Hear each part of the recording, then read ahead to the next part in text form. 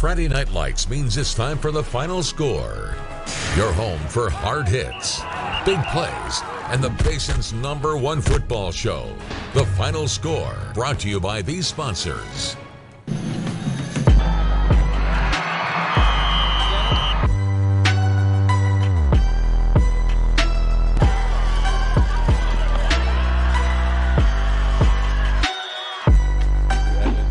Right up the gut.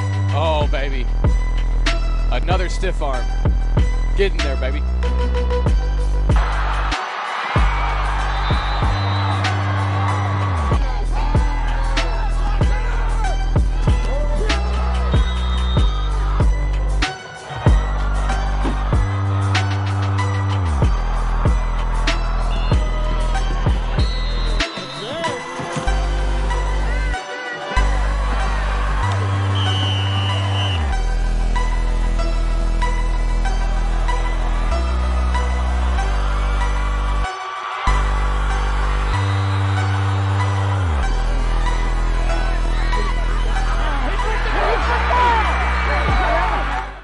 Well, we are back once again. Mighty fine to see you join us for Week 9. Ben Peck riding solo this evening, but don't worry, Aaron Reynolds will be back with us next Friday. I'm sure many of you will find this desk much more aesthetically pleasing at that point. Fortunately, though, we do have many aesthetically pleasing highlights to share with you. Some great storylines as well. Look no further than that game of the week. It has all of that energy you could ask for and more.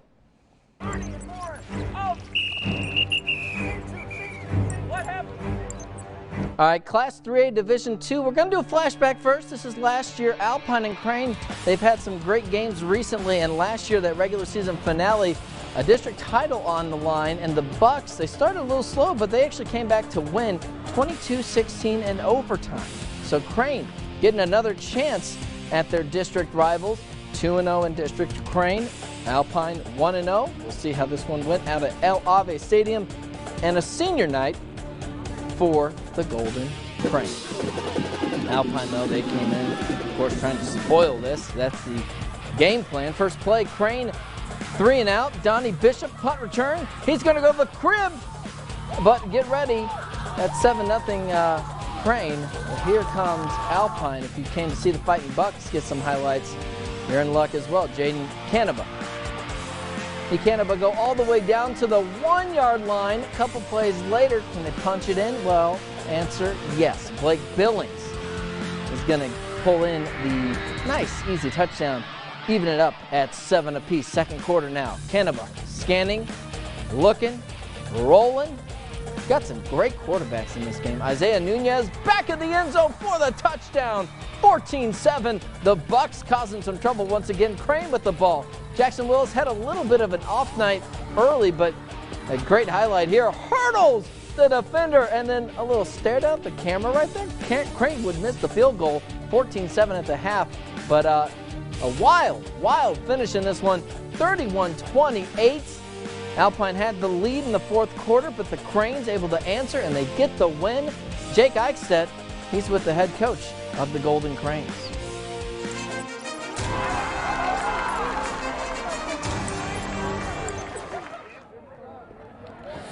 Ben, welcome to El Ave tonight. A awesome win for Crane, coming back out of the first half being down and then edging out Alpine 31-28. Now, Coach, I got to talk to you a little bit about your offense first. You guys had averaged, you guys had 150 points in the past 2 games. Obviously a different story tonight. How comfortable are you getting wins like this? I don't know about comfortable. You like to have nail biters like that, but what a great job by our offensive coaching staff and our team coming in at halftime, looking at the things that we needed to do and the adjustments that we made, and obviously you saw a big difference. I can't add very well, but had 7 points in the first half and 31, so I guess 24 points in the second half was a big swing for us. And hats off to Coach Anderson and our defensive coordinator and our defense. They played lights out tonight and gave us a chance to get our offense back in the ballgame. And obviously, Coach, tonight maybe a little bit bigger than football senior night. You can see it going on behind us. A lot of elated Crane fans going, celebrating their seniors. Talk about, again, I know I asked you earlier what this class means to you and how they helped you win this game. Well, as I said earlier in the pregame show, you know, the success of a program really hinges on the leadership of your seniors. And what an amazing senior class that we've had. This was not only for them, but for the senior class last year in a very close ball game that went to overtime, in the seniors and how they left this field last year. So, you know, this meant a lot to us, and it meant a lot to the seniors this year to help them get that redemption that they wanted for close to a year now. Now, I know you were talking about revenge. It seems to be complete. You guys are going to be district champions next week, no matter the result. Talk about what you're going to take away from this game. I know you got one more game with Tornillo before you have the last week bye week. Talk about what you'll take away from tonight to next week. Well, we took away tonight that, you know, no matter what the situation, we're going to continue to battle. We're not going to panic. We know that based on our offensive explosiveness, the way our defense is playing right now, we're never out of a ball game. Even in a big ball game that we lost here, we're down 28 points. We made a run and tied the thing up, and, you know, just ran out of time. So, you know, we learned a lot, that we're going to fight for 48 minutes. And hats off to Coach Fellows and Alpine Bucks. They played a heck of a ball game. And, you know, we're very fortunate to come out with the victory tonight. Coach, really appreciate your time. Thank you so much. I know there were a lot of Crane fans that were talking to me about you're not invited back after what we went through last time we come here and then at the end of the first half, but you guys were able to pull it out. A big 31-28 win for Crane. They are going to be district champions regardless of their game next week against Tornillo. Ben, back to you. Well, thank you so much, Jake. And, you know, often in sports more broadly, when we talk about America's pastime, you hear baseball, understandably. Here in West Texas, though, there's no tradition, of course, quite like these Friday nights in the fall. They've been doing it for a long time, and two of the schools that have held it out the longest, these two right here, meeting up once again tonight. Well, it's one of the longest rivalries in the district. It's probably more of a rivalry for people that have been around West Texas football a lot. It's always been great ball games between the two. You know, Coach Anaskavich and I, we've played each other for a long time. This is our 100th year of Midland High football also this year. So we've talked about what kind of legacy you leave behind when you start a new century of football. And you heard it there, a century of football. And this is the 100th meeting between these two teams. And if you want to know who has the all-time edge, the Bulldogs have won the last 6, and they have the all-time edge by 1 game. One of the oldest rivalries in the state of Texas. And here we go. First quarter, Broncos ahead 6-0. Midland High answers. Daniel Garcia hits the seam, and there he goes. 7-6 after the Bulldogs made their extra point. Later on in the first quarter, Bulldogs in the red zone once again after another long run from Garcia. He finishes off with the touchdown right here, makes it 14-6. Closing minute of the first half got a little exciting. 4th and 15 for Odessa High. Not really any harm in going for it, but Diego Cervantes able to find his receiver over the middle, and he's going to make a man miss, get a touchdown, but you might have seen that block right there. That was a flag that actually set off some post-extracurricular activities. Lots of flags on the play. They call that offsetting. Broncos would miss the field goal as time expired in that first half. However, it was close. Broncos, I think, were able to tie this game on a fake field goal and touchdown, made it 14-14, but the Bulldogs able to pull away from there 26-14. They get their first win in district play. All right, how about Permian on the road? Again, fresh off that big win over Midland Lee, taking on the winless Abilene High Eagles, but winless doesn't mean they can't do it. Permian early on in this game, as we head over to Shotwell Stadium, they're going to strike first with a big play. Oh my goodness, reverse, and it works out perfectly. Panthers on top, 6-0, I believe. That is Shy Stevens. Deary miss extra points. Move to the second quarter. Eagles, a big play. Abel Ramirez to Deshari H-Town, Houston, and he is not going to be caught. 14-6. Abilene High actually now takes the lead later on. Now 19-14. Permian. Eagles on the move once again. Ramirez avoids the rush. Nate Ceballos, and he is going to Ceballos his way into the end zone. 21-19. Eagles retake the lead, but just before the half, Permian, they strike back. Halfback pass Rodney Hall to Cade Shawner. Oh my goodness. 25-21 Permian. They take the lead, but oh, I told you, the Eagles, they came to play, and they came to get in the win column, 27-25. So now, San Angelo Central, the only team 2-0 in that district. Permian, 1-1. Every other team is 1-1 except for San Angelo Central. They're 2-0. Midland, Odessa High, excuse me, and Midland Lee are both 0-1. Now, believe it or not, even with this wonderful show, all these highlights, we still don't have all the time to get to absolutely everything we want to talk about. So, if you want to check us out throughout the week, check out our digital exclusive show, Final Score Overtime. Every week, YourBasin.com, we give further analysis, some previews of these games. We break down the upcoming matchups and announce our game of the week. That's on YourBasin.com. Before we go, I believe I got a little ahead of myself. Midland Christian, we want to give that score, I believe. Midland Christian, the Mustangs. There we go. Sorry about that, everyone. They were on the road taking on Plano John Paul II. Of course, Midland Christian nearly knocked off the top team in taps, but they came up short at home in our game of the week a couple weeks ago. Got a big win last week, but they come up short here tonight, 24-13. All right, now we are moving on, and we've seen some rivalries, we've seen some history, but we're not stopping there. You never know exactly which games are going to be the ones to decide the final playoff spot. A good chance this could be one of them. Pecos and Monahans will have highlights from Estes Memorial Stadium and many, many more on the way. That's next. You're watching The Final Score, brought to you by these sponsors. Well, we're back, and wouldn't you know it, we've got more fantastic games to get to. We're going to start off Class 4A, a team that rarely disappoints in terms of providing offense. Andrews, they were on the road tonight. Of course, 2 defeats for the Mustangs this season, both, though, against some quality opponents, Greenwood and Canyon. Really can't blame the Mustangs. They were on the road taking on San Angelo Lakeview. Lakeview coming off a defeat against Fort Stockton at home. Chiefs trying to do a better job of defending that home field tonight.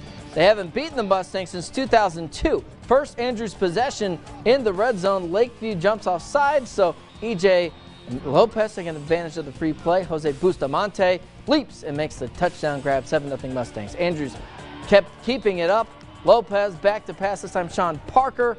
28-0, first play of the second quarter. Lakeview trying to get on the board. Albert Rodriguez, he's a pretty good quarterback, gets the pass off. Brandon Herrera able to keep his feet in bounds, 28-7. But Andrews, as we see here, able to go on and get the nice win over the Chiefs in this game. They had a 54-14 lead at the half, and they would hold on for this dub, 56-27. Well, the other game from that district, Big Spring and Fort Stockton, mentioned the Big Spring coming off the loss to Andrews. Fort Stockton a win over San Angelo Lakeview, and would you look at that, we've got a district championship de facto game coming up as Fort Stockton takes down Big Spring. They'll face Andrews next week. All right, Greenwood on the road taking on Snyder. Greenwood, their only loss to undefeated Sweetwater in district. Sweetwater undefeated in districts, more specifically. Snyder with the ball starting off here. Take a good look at that coin before we throw it up, kids. Trying to run the reverse. Rangers, though, we've told you about it. They got a defense that you don't want to mess around with. They get the stop right there. Later on, this is trouble, though. Fumble, and oh, goodness. Snyder recovers in a dangerous position. That sets up this play later on. Second quarter, Jorge Martinez, he is busting through to the end zone. 7-0 Tigers on top. And a low-scoring game, and that Greenwood defense finally comes through. They get the win, 17-14 again. Low-scoring game. All right, how about Pecos and Monahans? This could be, especially with the Pecos win, cause a lot of chaos. Let's see it down in Monahans, this district showdown. The green taking on the purple and gold. Going with the all-green. Those are some of the best unis in the basin, if you ask me. First quarter, handoff to Adon Salcedo, and Monahans on the board early. Nicely done for the touchdown. Later on, though, in the second quarter, Eagles answer right back, going up and over. Armando Ortega punches it in, now 7-6. A little bit slow, at least offensively for both teams, but later on, second quarter, Jamarcus Pickens, listen, this kid gets some space, and a lot of green in front of him. He's going to do this, takes it to the house. Touchdown, Monahans. And then the final play of the half, how about some Pecos action? Elion Saldana, corner of the end zone, and oh my goodness, Ezekiel Saldana, with the touchdown reception. That was an unbelievable play. Monahans, they take the win in this game, 35-19. More importantly, great play from the Eagles, but Lobos ultimately get the result they were looking for. All right, another district for 4A Division II, Seminole. It's been a rough year for the Indians, but they are on the board, I believe, first district win of the season, 27 over Borger. All right, how about Lamesa on the road taking on Stanton? They picked up their first district win in a long time against Kermit. And look at this, the Golden Tours in prime position to make the playoffs with a 34-8 victory over Slaton. Nicely done. Speaking of those Kermit Yellow Jackets, they were hosting Shallow Water, one of the top teams in the state. So no shame in coming up with a loss tonight, but the Mustangs do it convincingly over the Yellow Jackets, 52-7. All right, 3A Division II, Coahoma on the road taking on Reagan County. Reagan County a little slower once district plays arrive, but big chance at home for the Owls. Let's go out to Big Lake. Here come the Owls getting ready to take on the Bulldogs. Bulldogs sneaky. Just, I believe, just one loss this year. Coahoma going down the field. Colt Redden to Tony Higgins for the long strike. Couldn't quite get it there, but next play, Bryson Kirby, he is going to finish the job as he does, letting the defender know he made it too. Bulldogs up 7-0, and then later on in the first, Redden is going to air it out once again to their top returning receiver, Sean Strigler, and he's going to string his way into the end zone, 14-0 Bulldogs, and they would go on to win this game in a shutout. My goodness, 60-0 Coahoma over Reagan County. Continuing on in that district, Idalou taking on Stanton. Similar situation we mentioned with Kermit. Idalou is one of the top teams for their classification, and they get a convincing win over the Buffaloes, 56-8. Forsan and Haskell. This 56-14, and a big win. I believe actually Forsan came out on top in this one, 56-14. So I want to give the Buffs a shout out. I'll double check on that, but I think that is flipped. 56-14 Buffs look like they got a big win tonight in district. All right, McCamey and Ira Ann out at Brave Stadium, and the Badgers, fresh off that win over one of their rivals, the Wink Wildcats, they followed up with another impressive win, 55-7. Well, believe it or not, we've reached a milestone in tonight's show. We're just about the halfway point. We've got more football on the way, but first, chance to reset, grab a snack. We'll let you lower your mask while you consume that, but here now, a chance, as you might imagine, to hear from our band of the week, the Odessa High Bronco Band.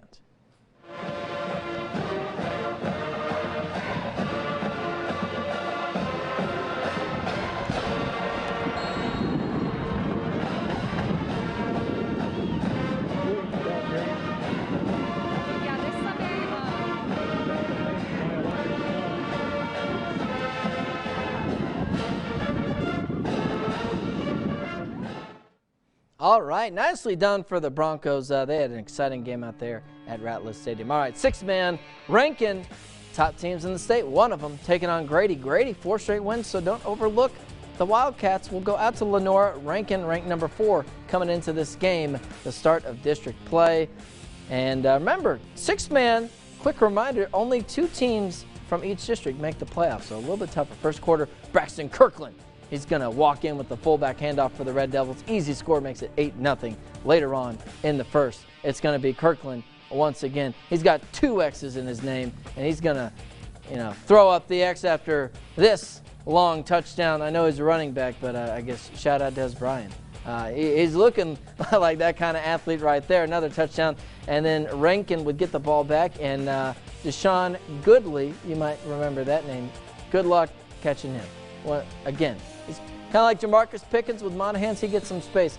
Good luck catching up. 24-0 Rankin, and they would roll in this one. 52-0 the final over the Wildcats.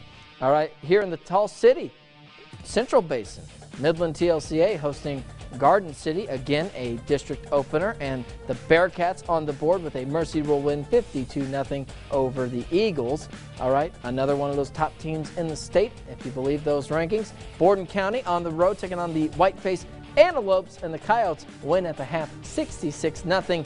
How about a rivalry down in the Big Bend region? Fort Davis taking on Marfa, another district opener. It looks like most updated score we have at the half, 28-13, Fort Davis over Marfa. We'll be sure to keep you updated, see if we can get a final result from that one. Buena Vista, they were on the road taking on Van Horn. Van Horn, interesting team, dropping down from 11-man to 6-man this year. They return a lot of players and a lot of talent. They get the win 52-24 over the Longhorns.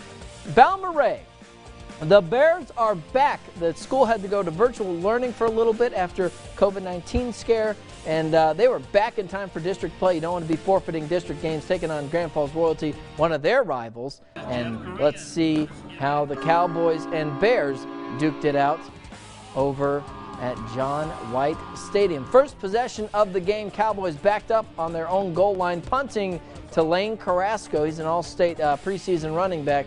Lets it take a bounce, and then does a little dancing.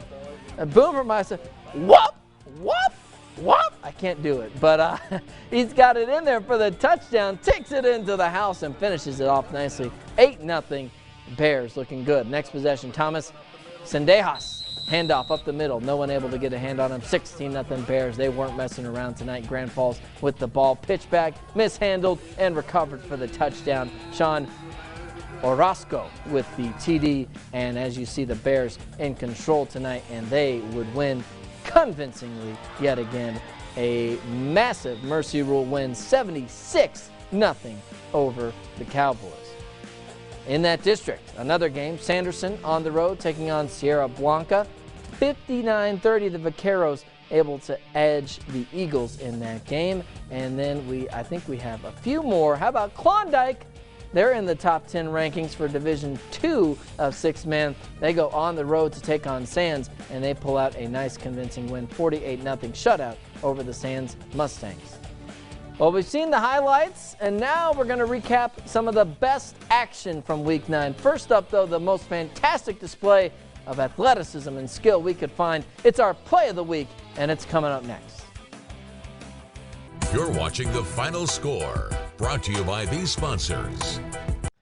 Well, we've rumbled, we've stumbled, and we've bumbled our way through the show this week, but we're feeling pretty good about it so far. I don't think there's any penalties on the play, but nothing that's going to undo what we've done so far tonight. We don't have to worry about penalties, though, for this next portion of the show. These contenders, they don't need any extra help because we're bringing up this part, our Final Score Play of the Week.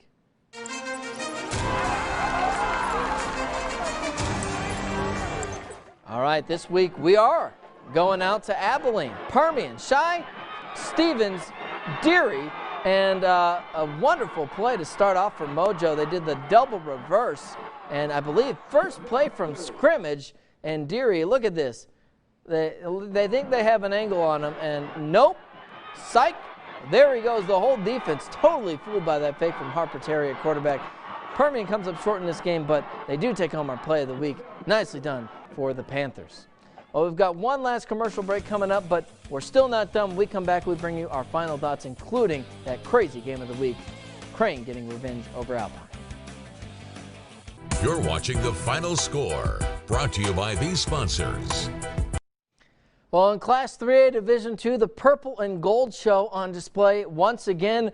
Revenge was on the menu in Crane. That dish was nearly served a little cold, but Alpine and Crane, they went down to the wire yet again. This time, though, it worked out a little bit better for the Golden Cranes. Our Jake Eichstedt, he joins us now for his final thoughts. Jake, not the bad omen this week at El Ave.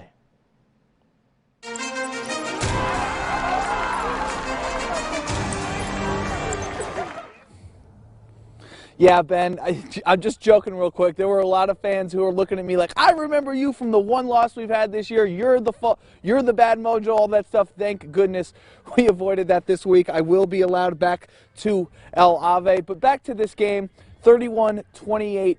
Really good game for Crane in the second half. It seemed early on they couldn't really get much going. Jackson Willis with what I like to call a tragic flaw. A lot of errors that their offense had came from him trying to make big plays. They had a couple drives really elongated, like 3rd and 40s on multiple occasions because he would get sacked, or a couple times he actually tried to throw it away, intentional grounding penalty, and then one other time actually fumbling, giving Alpine back the ball. But they figured it out in the second half schematically and just executed a lot better. But really, guys, the seniors got sent down on a good note here at El Ave. A lot of fans were really happy about that.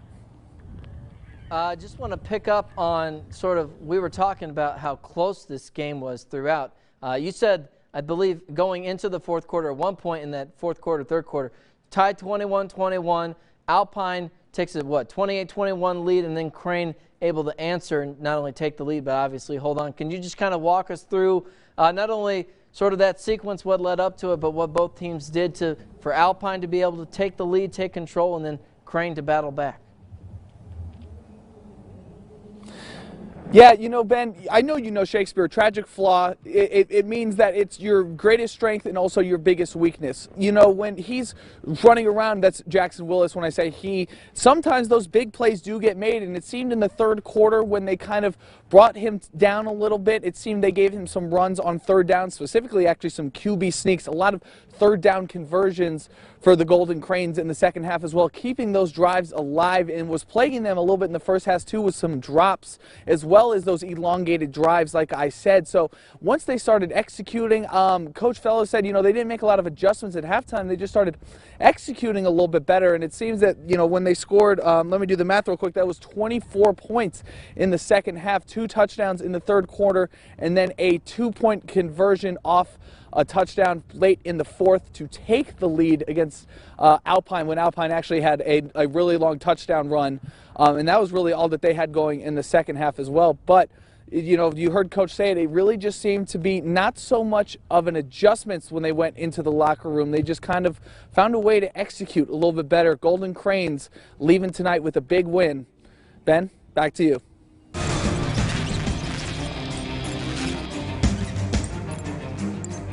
Thank you so much, Jake, and I hope you have a safe trip back here up to the Central Basin. Big win for the Golden Cranes, and I know they're happy to be still undefeated in district. Well, listen, you know, I wish I had my trusty sidekick Aaron Reynolds here for my final thoughts, but if I could be so magnanimous to tell you what I thought of this evening. You know, listen, a lot of big results, a lot of interesting things. I'll go through a couple quick, you know, footnotes. First of all, Balmorhea, they were back on the field. That's a team that could win potentially a state championship. They're that good. And, you know, we're at the time of the year where if you start missing games, you're going to have to start forfeiting district contests. That could potentially bar some teams from making the playoffs. So, you know, they had to take a couple weeks off as they went remote learning, but they got back in the win column tonight. Happy to see the Bears back. But I'm going to go from 6-man to 6A for my main final thought. Listen, Midland High, they've had a rough start to the season, 0-4. They haven't really been able to piece together a full game. I think head coach Tim Anaskavich would tell you they probably didn't do that here tonight either against Odessa High. But listen, the thing, I think the big picture you got to keep in mind if you're a Midland High fan, 1-1 in district. We've seen how topsy-turvy it can be. Friendship, they played Friendship extremely tightly in their first game. Midland High did. We just saw how Permian beats Midland Lee, a team that a lot of people had favored, and then Abilene High upsets Permian. So it's not over for the Bulldogs, and if they can make something happen, that went a long way to doing that here tonight. That's going to do it for Week 9 of the Final Score, but we'll be back next Friday, including Aaron Reynolds. For now, I'm Ben Peck, and we'll see you next Friday night.